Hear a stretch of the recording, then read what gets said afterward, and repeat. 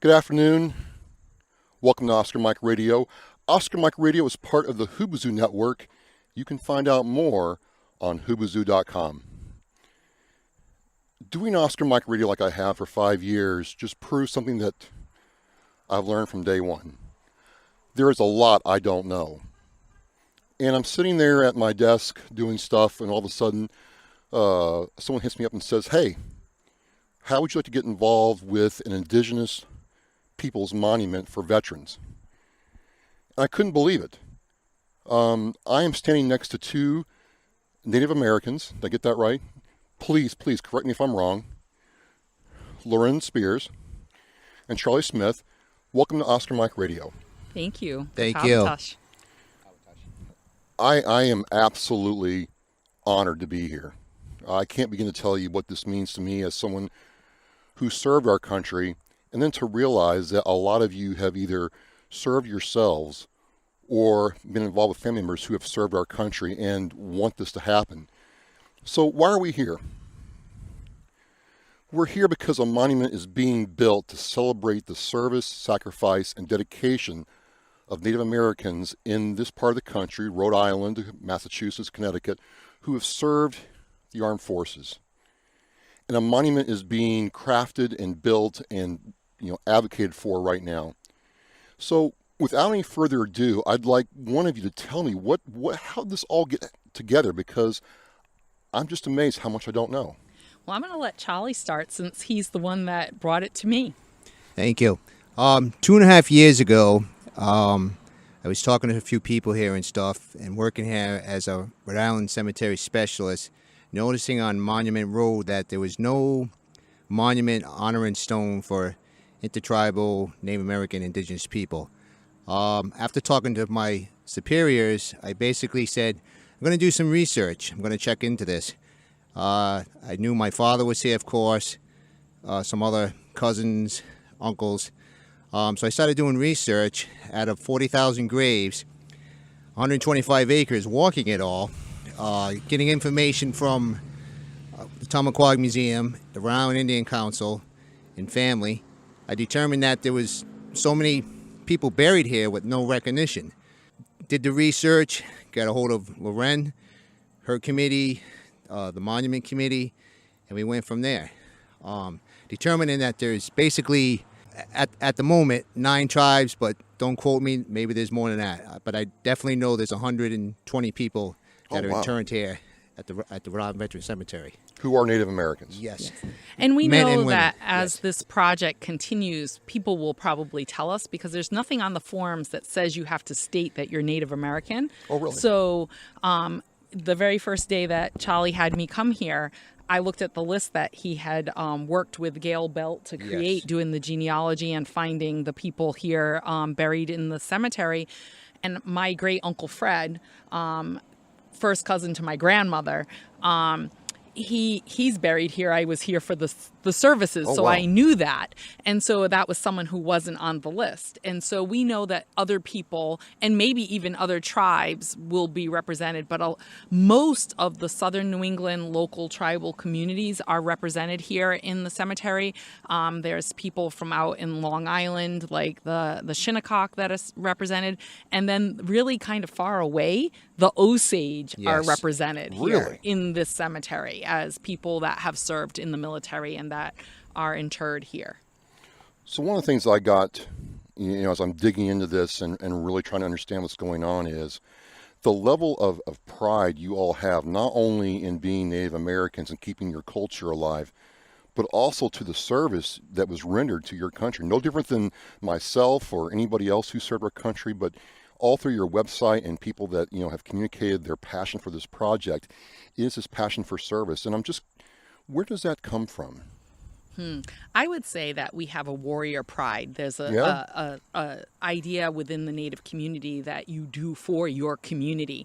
And so before this was a country, that was a thing that already happened. And as this country became to be, Indigenous people served in the Revolutionary War, served in every war that this country's had before it became a country, as well as all the way through today.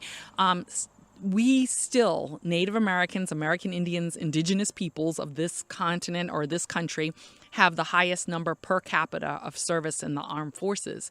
And that's still a truth today. It's an invisible truth that we're trying to bring to light through this monument, so that when people come visit this very sacred ground and respect and honor all the people that have served, they're going to also recognize and understand that indigenous people have served this country with honor and respect and dignity and warrior pride. So you're doing this, and just to go again about how much I don't know. I served in the Marine Corps, and I served with the Navajo, and I served with the Cherokee. And I've been in this part of the country for a long time now, and I know there's Indians here, right? I know that, Native Americans, Indians, and I'm reading about this, and like, how did I not know the depth of you all's service to our country? I didn't even, I feel bad in a way, but I'm like, I didn't know. It's not out there, which really, to me, makes this monument even more important than ever. I think it's part of the way the history of the founding of this country is represented, and really the erasure of indigenous peoples on the East Coast and the impact that we've had in the creation of this nation that is really at hand here, and why people don't know. I was a former teacher. I work in a museum and museum education, and so we're talking about it all the time, but when you really look at education out there, it's not something that's spoke about. People don't hear about the impact that Native Americans, specifically Narragansett, Wampanoag, other, Pequot, Mohegan, tribal nations right here in what we consider southern New England today, were serving in those wars. That was just a couple of tribal names. There's certainly a lot more than that. But all up and down what we call the Northeast today, everything that was the original 13 colonies, indigenous people were serving. And I think there's a really great need to unpack that history and tell the full story and celebrate the contributions of indigenous people to the armed forces and to those wars in our history. So Charlie, as I'm driving through the Veterans Cemetery in Rhode Island, it's an absolutely beautiful place. Thank you. Where did the idea come to make the monument, and how's it conceived in your mind? Well, basically, again, I wanted to say, of course, my father's interned here. United States Navy, 22 years, credit for World War II, Korea, Vietnam, besides 3 cousins and an uncle. I basically working here for the last two to 3 years. I determined that every race has an honoring memorial marker. But I'm saying to myself, we really need to do this. Out of my heart, out of my spirit, just the courage to accomplish it is incredible, the task. I just feel basically men and women, because there is men and women warriors, we all deserve a say and an honoring. So what's the monument going to be? I mean, what, and I'll have video of this that you all can see the actual site, ladies and gentlemen, but what's the monument going to be like? Can you describe what the monument's going to look like? I'll let Loren take that because I'm just a little parched. Sure, no problem. Sure. So the monument, what we want to do is have so in this area in southern New England, Narragansett, Mohegan, Wampanoag, it's very known about Narragansett and other indigenous people's stonemasonry. So we would like to have Narragansett masons create the stone arch that would come up and over. Wow. And that will be on, as the architects say, a plinth or a footing that will have the pavers where people's names can be inscribed. And then underneath the arch will be the granite monument that will have, symbolism representing the turtle, which you see is in our logo, of representing, the Native veterans of Turtle Island, the Indigenous veterans of Turtle Island, which represents the earth. It represents our clans. It represents the 13 moons in the calendar year. So that's what the turtle is. Yes. Because, now forgive me here, again, learning, When I think of the Native Americans I served with, it was always the eagle or the raven or crow rather that was a symbol of or the wolf. I'm like, turtle. What's the turtle really mean to the culture here? So we have, lots of clans, and crow and eagle are extremely important in our culture as well. Really?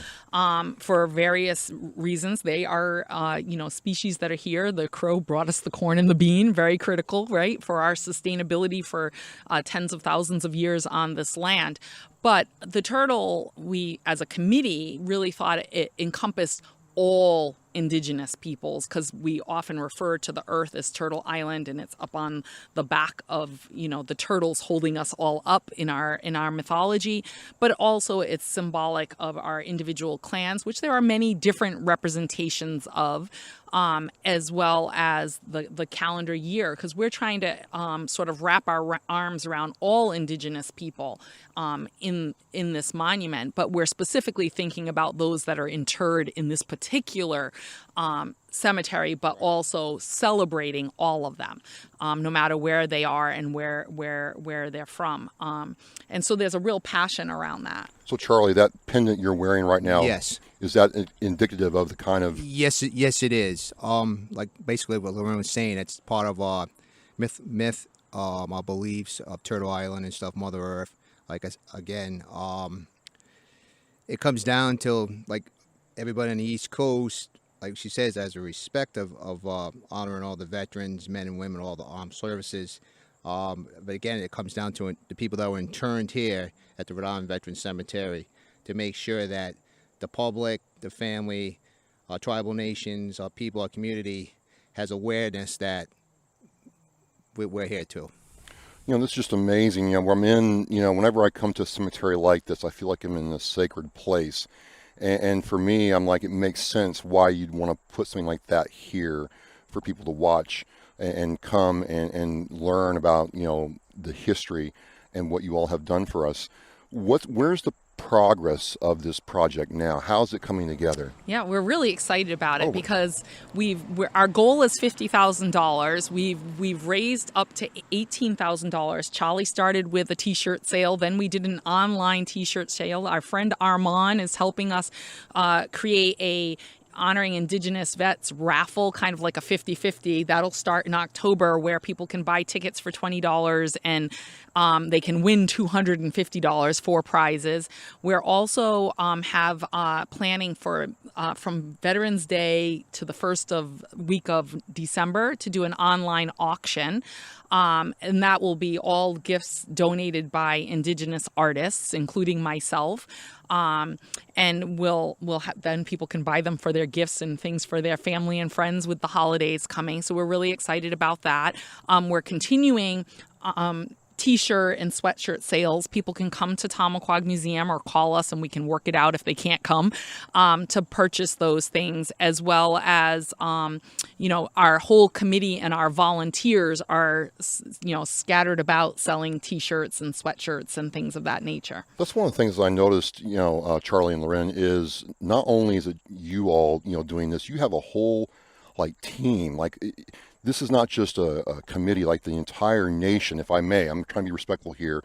If I'm not, let me know if I'm making a mistake, but your nation, if I can call it that, is behind you with this.